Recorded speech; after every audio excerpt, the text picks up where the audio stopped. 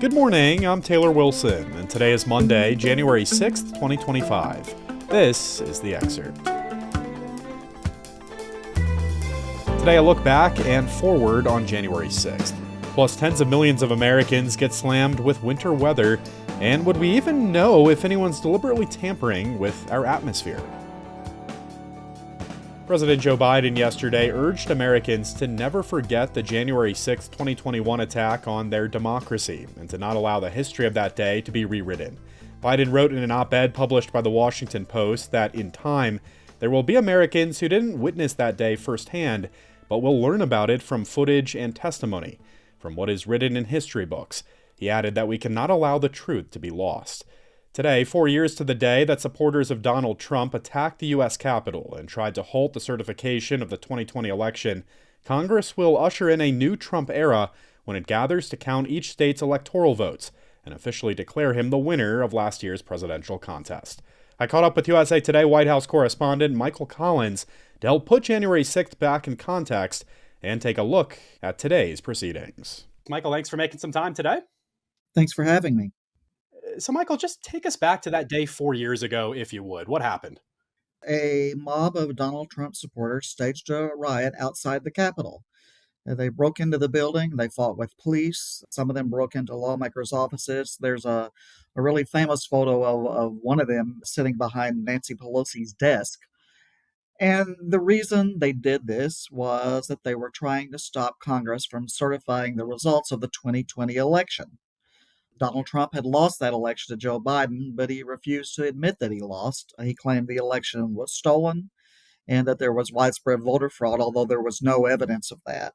So, the way the process works, each state has an electoral college, and after an election, they count this, each state counts electoral votes and they send them to Washington, where Congress later on in January counts the votes themselves and they certify the election. So, on the day that Congress was to count those electoral votes 4 years ago, which was January the 6th, 2021, Donald Trump held a rally on the Ellipse, which is just off the National Mall. There were thousands of his supporters there, and he called on them to march down to Pennsylvania Avenue to the Capitol and, in his words, to fight like hell. They did that. And what they ended up doing was setting in motion the most violent attack on the Capitol since the War of 1812 when the British burned the building. Now, ultimately, they failed in their goal. I mean, they did manage to delay the vote count, but ultimately it went on as planned, and Joe Biden was declared the winner of that election. Michael, more than 1,000 people have been convicted for their actions on that day. I think this is the big question a lot of folks are asking. Will Trump issue pardons for these folks? Well, that's what everybody is waiting to see. Donald Trump has pledged to pardon the defendants. He said that repeatedly during the campaign, but he hasn't really spelled out what he's going to do. He's voiced sympathy for the people who were involved in January 6th, particularly who were there and did not participate in any of the violence. He's also complained that a lot of them got long sentences. But again, he hasn't said exactly what he's going to do. So everybody's waiting to see what he will do. There is an expectation that he probably will issue some pardons. He has even said on the campaign trail that if elected, he would pardon them on day one. So we're just kind of waiting to see what happens. Just in terms of January 6th, historically, Michael, I mean, how will this day be remembered, really? That's a really interesting question. And I talked to some historians and posed that very question to them. And some of them said that they believe that in some ways, Donald Trump's reelection will change the way that many people view January the 6th. One of them predicted that you're going to see a lot of revisionist history. There's always going to be a segment of Americans who view the January 6th riots as this attack on democracy, an attempt by a losing candidate to overturn an election that he lost. But others, and we're talking about Trump supporters primarily, see the January 6th rioters as patriots, and they think they were trying to stop an injustice, which was, in their view, the election being stolen from Donald Trump, even though, again, there is no evidence that that actually happened. One of the historians that I talked to said that in Trump's view, and in the view of many of his supporters, his victory in November validated many of his grievances about the 2020 election. So, Michael, what's the expectation for today? I mean, will things go smoothly this time around? This time, things are expected to go smoothly. Nobody's expecting a mob to show up outside the Capitol like they did 4 years ago. And one of the reasons for that is that Donald Trump won. He won the popular vote, he won the Electoral College, he won, and nobody really disputes that. And so this time the process is expected to go smoothly.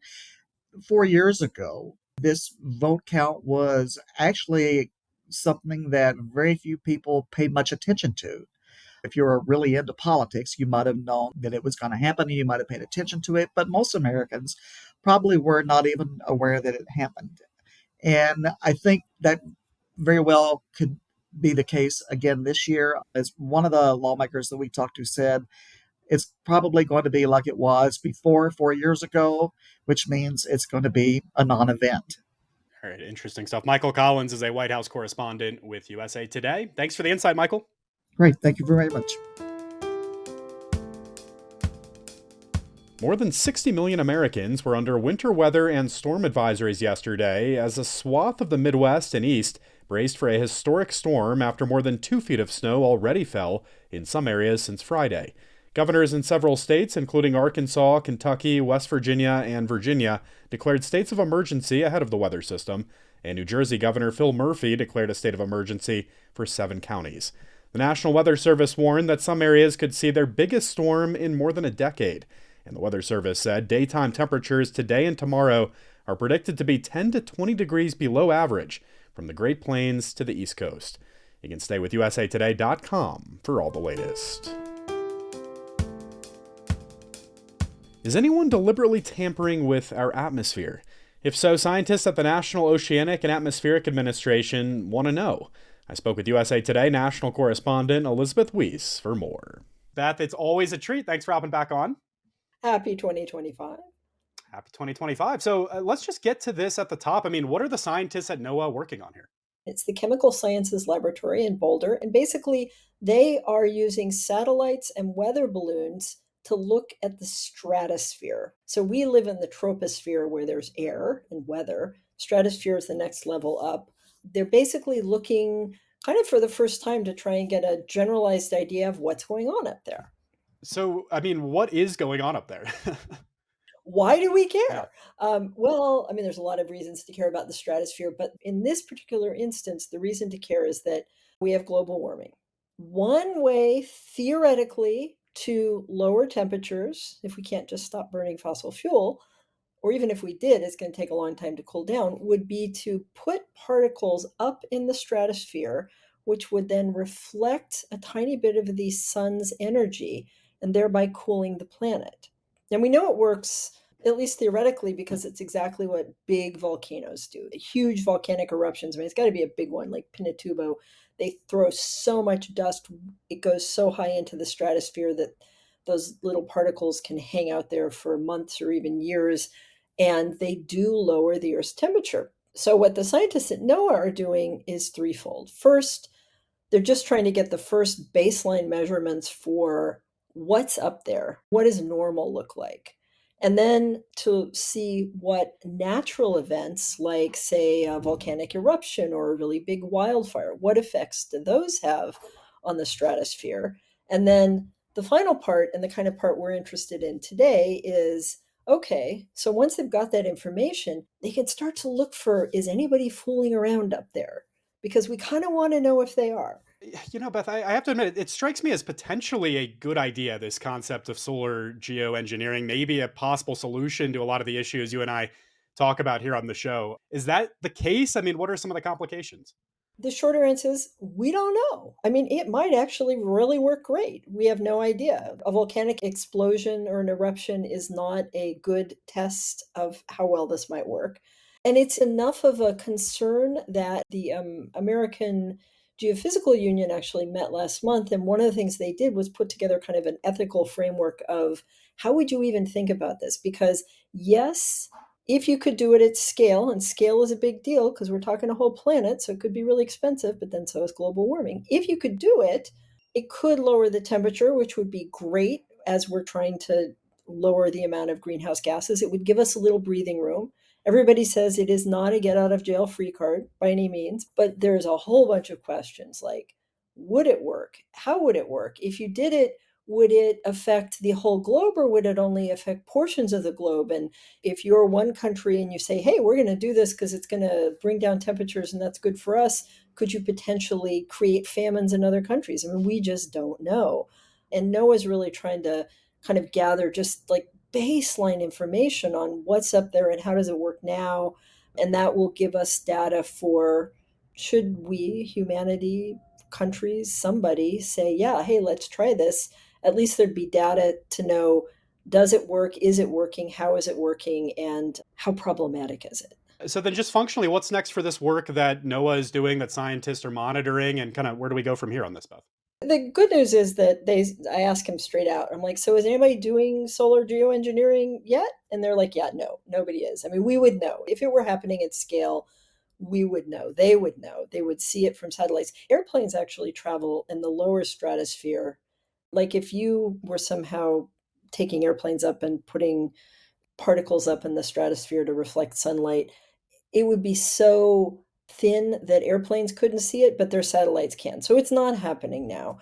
But moving forward, a lot of even conservation and climate change activist groups who have for years said, oh, no way in heck are we ever going to do that. That's a horrible idea, are starting to say, wow, we're not doing a great job of lowering greenhouse gases. Maybe we don't want to do this, but maybe we might have to. We don't know, but boy, it would be great to have enough data. So this is all out in the future, but there is a group in Israel, a startup that got $15 million to look into it. And there's these two guys down in San Mateo County, south of me, who are, kind of testing it out at a few pounds at a time. If you were really to do it, we're talking millions of pounds over times of particles. Great, fascinating science, as always. Elizabeth Weiss is a national correspondent with USA Today. I thank you for your time, as always, Beth. Thanks so much. You're so welcome.